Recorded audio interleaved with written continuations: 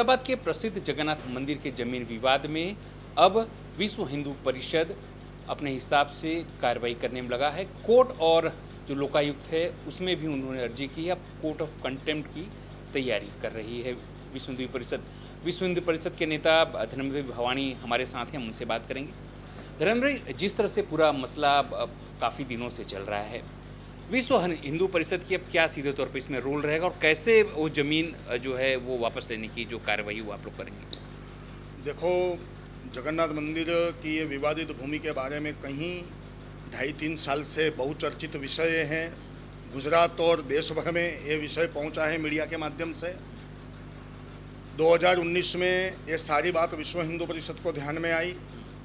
विश्व हिंदू परिषद की ओर से मैं और मेरे साथ ईश्वर भाई देसाई और बाकी भी कई लोग चैरिटी में हम फरियाद के रूप में एप्लीकेंट बनकर गए।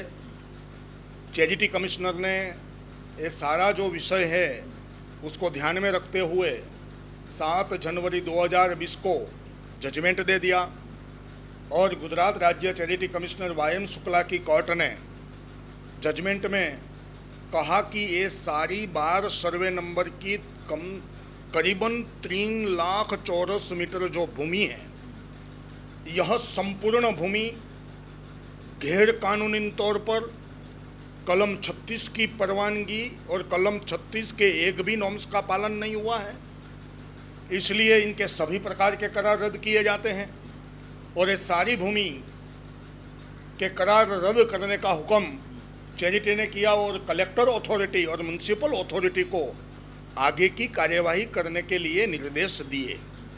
इनके बाद हमारे ध्यान में आया 2020 में विश्व हिंदू परिषद की ओर से मैं लोकायुक्त में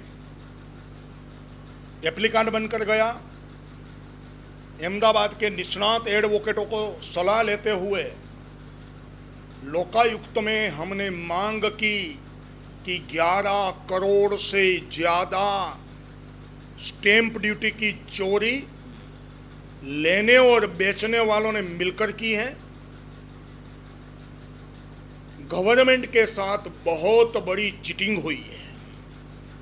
हमने लोकायुक्त में मांग की है कि सभी प्रकार के करार रद्द किए जाएं और लेनार और बेचनार ने ये बहुत बड़ा छलिया गवर्नमेंट के साथ किया है, उनको जेल के सलाखों के पीछे डाला जाए। खास करके आपने कहा, लेकिन कहा जाता है कि खुद मंदिर के कुछ लोग इसके अंदर इन्वॉल्व हैं और विश्व हिंदू परिषद का क्या इंटरेस्ट, लोग इस तरह के आपके इंटरेस्ट पर भी सवाल खड़ा कर रहे हैं। देखो, मंदिर की परंपरा पवित्र होती है।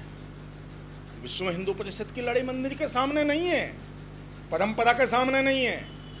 विश्व हिंदू परिषद की लड़ाई है तो गैर कानूनन ये भूमि बेची गई। और किसको बेची गई? जो बंधु हिंदू समाज के दुश्मन बनकर, भगवान जगन्नाथ के दुश्मन बनकर हिंदू समाज का गला काटने की धमकी देने वाले लोग, ऐसे सनातन धर्म के दुश्मनों को ये भूमि बेची गई। और ये भूमि बेचने का काम जिसने भी किया, मैं आपके द्वारा कहना चाहता हूं समाज को, मंदिर का विरोध विश्व हिंदू परिषद कतई नहीं कर सकती।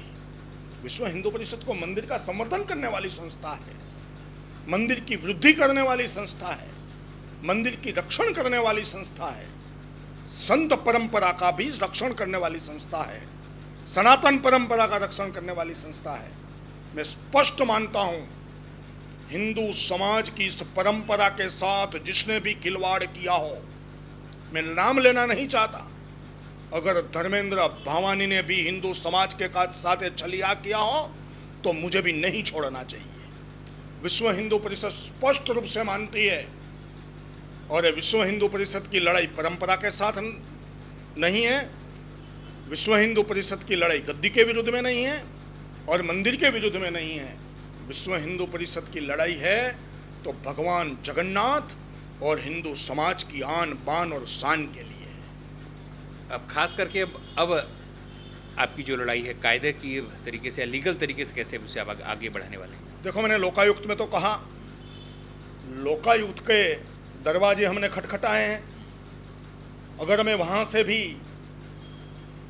कुछ न्याय नहीं मिला, हम अपेक्षा रखते हैं मिले, अगर नहीं मिला तो हमारे सीनियर एडवोकेटों को साथ में लेकर हम हाई कोर्ट, नामदार हाई कोर्ट में जाएंगे और हाई कोर्ट में ये सारी बात बता करके हिंदू समाज को न्याय मिले, यही दिशा में हम सोचेंगे। दूसरा कि चैरिटी कमिश्नर का जो जजमेंट आया, इस विषय में जगन्नाथ कंसल्टेंसी जगन्नाथ मंदिर की भूमि लेनी और हिंदू समाज को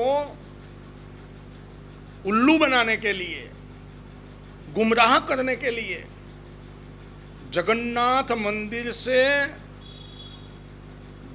मंदिर जैसा ही नाम रखना जगन्नाथ कंसल्टेंसी, और जगन्नाथ कंसल्टेंसी का प्रोप्राइटर कोई हिंदू नहीं है, कोई सनातनी नहीं है, वो मुसलमान है, यासिन गनी भाई गांची है। ये लोग गए हाई कोर्ट में, हाई कोर्ट में हम भी गए हैं। हम नामदार हाई कोर्ट से आशा करते हैं, अपेक्षा करते हैं कि हमें न्याय मिले, लेकिन मैं आपके जरिए जरूर ये बात कहना चाहता हूं कि हाई कोर्ट ने स्टेटस को दिया हुआ है और स्टेटस को का भंग करते हुए इन लोगों ने सर्वे नंबर 138 में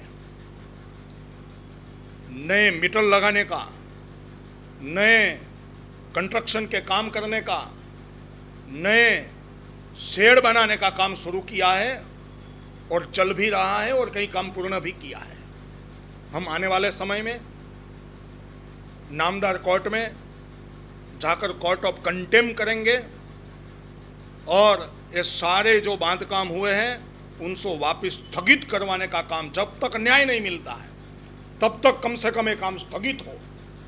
और मैं आशा करता हूँ, मुझे पूर्ण भरोसा है, हमने इस देश के प्रधानमंत्री को पीएमओ में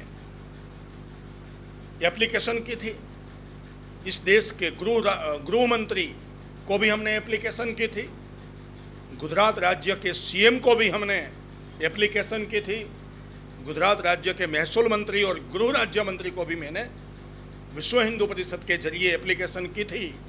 मैं आशा करता हूं कि यह सरकार देश के मंदिरों के जतन करने वाली सरकार है और आने वाले समय में इस विषय में हमें न्याय मिलेगा, यह भी मैं यह सरकार से आशा करता हूं, अपेक्षा करता हूं। और जगन्नाथ मंदिर के ये 12 सर्वे नंबरों के विरुद्ध में जो कोई कौभांड हुआ है और 12 सर्वे नंबर अवैध रूप से बेचे गए हैं, उनके खिलाफ हम लड़ रहे हैं। सरकार से अपेक्षा करता हूं कि जगन्नाथ मंदिर की सभी भूमि का सर्वे किया जाए, एक पंच बनाया जाए और ये पंच कमेटी के आधार पर